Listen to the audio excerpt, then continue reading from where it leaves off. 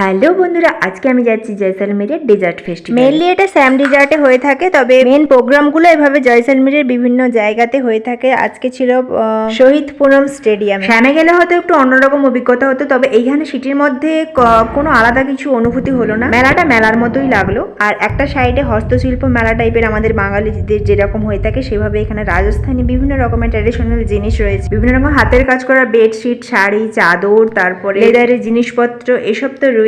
সঙ্গে বিভিন্ন খাওয়ার স্টল, যেভাবে মেলা একটা মেলা সাধারণত হয়ে থাকে। আজকে একজন পাঞ্জাবি সিঙ্গার কাকার প্রোগ্রাম রয়েছে।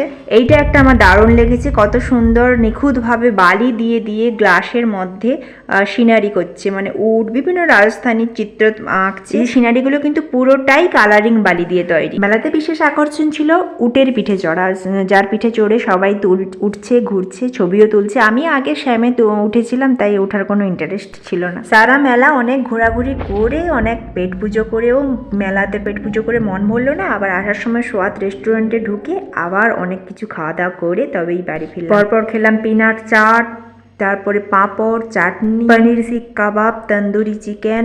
তারপর মেন কোর্সে ছিল তন্দুরি রুটি, স্যালাড, ডাল মাখনি আর বাটার পনির মশালা। অল্প অল্প খেলাম, কিন্তু অনেকগুলো আইটেম আর রান্নাগুলোও বেশ ভালো হয়েছিল। আজকে এই পর্যন্ত। ভিডিও ভালো লাগলে লাইক সাবস্ক্রাইব করতে ভুলো না কিন্তু।